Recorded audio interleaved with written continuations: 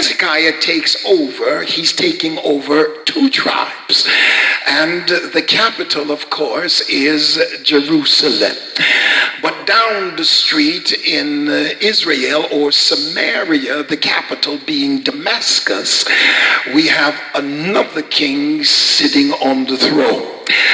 Now notice the kind of energy and the kind of courage it takes to walk into a situation as a 29-year-old king and decide we are going to reform some of the traditions that God was never a part of.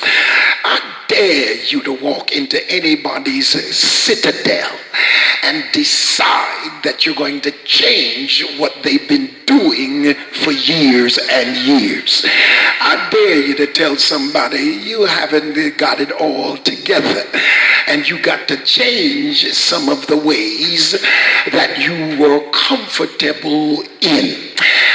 One of the things he did, and it was 700 years of worshiping the brazen serpent.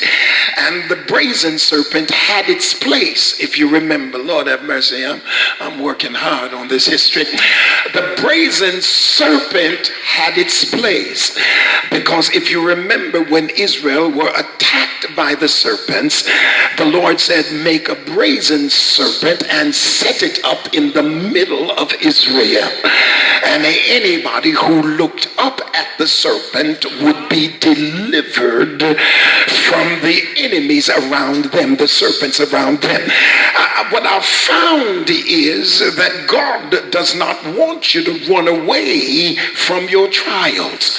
He wants you to embrace them with the understanding that weeping may endure for a night, but you won't last forever, because joy is coming in the morning. Can I preach like I feel it?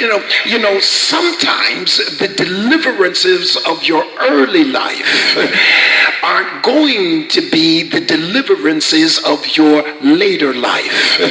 And can I put that another way? There are certain things that God will allow you for a time, but then there comes a time when you have to release those things because things change around you, and God has the capacity to move a certain way in your 20s that he doesn't move for you in your 30s.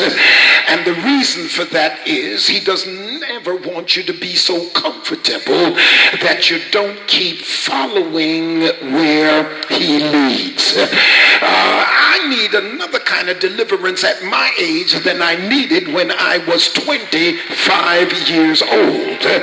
So I have to seek him afresh. I feel something. Somebody's getting it. You have to seek him daily, because yesterday's deliverance is not today's deliverance. I got another level of enemy that comes at me now than came at me when I was 25 years old. And don't fool yourself. If you keep coming this way and if you keep growing in God, your enemies are going to move from privates to corporals to generals, because he's not going to give you a first grade test when you are now in post-grad school. I feel like preaching here. That's why you don't get nervous. Can I just say it like this? I know how advanced you are by the enemies you have. The more vicious your enemies, the more anointed you are. I feel something happening here. Oh, Lord help us.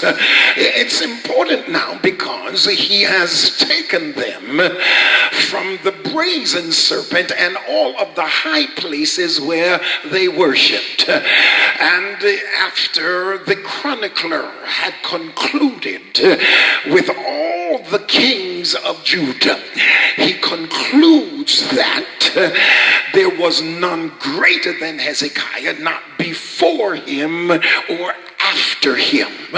He walked in the ways of the Lord. It would seem now, if you're walking in the ways of the Lord, that there would be no trials and no testing. But I've got news for you. Your friends are not the only ones who are looking at your spiritual progress. Your enemies are looking at your spiritual progress. Your friends are not the only ones who are charting your course and praying that God will elevate you. But for everybody that's praying for you, I guarantee you've got somebody who is hoping against you. There's always somebody searching and looking and trying to find a way to pull you down. And if I may reiterate, anybody who's trying to pull you down is already below you. I feel something happening. And so it's a critical piece here now, because he's standing on the strength of his reformation, and here comes Sennacherib of Assyria.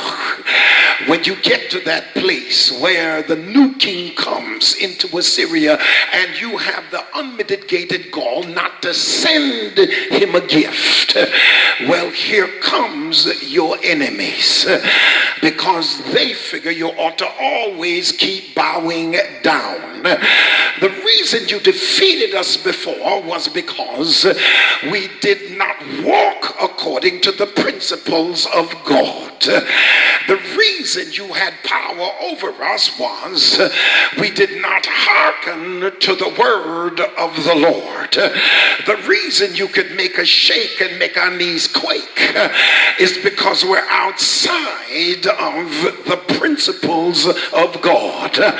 But when I get on the inside, whenever I recover myself and get back to the place that God ordained for me to be, you better watch your mouth. You can put your mouth on me when I'm outside, but you better watch your mouth when I get inside. I feel like preaching here. Somebody targeted you when you were weak, but God told me to tell you I've strengthened you, and when they come back with that same junk, they will find that you're not the same person.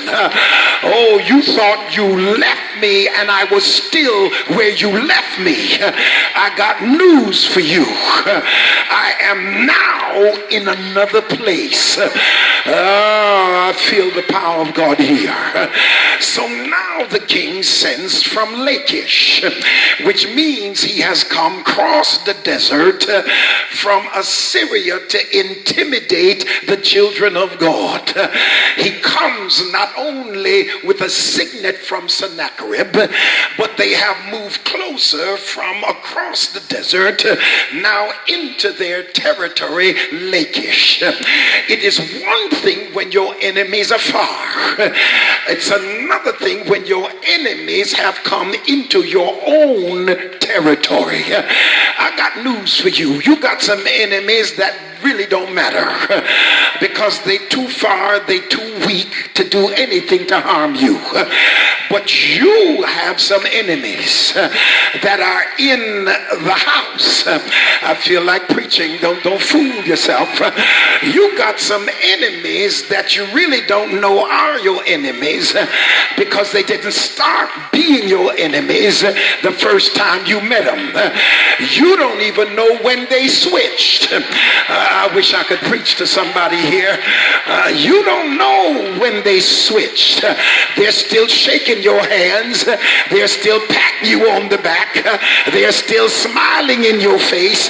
They're still talking to you like they care about you. But I got news for you. They switched. I would rather know who my enemies are than to have the hypocrites all around you acting like they for you but can't stand anything you do. And it's really sad that some people just don't want you to be blessed and to stand on the promises of God. I feel something happening here.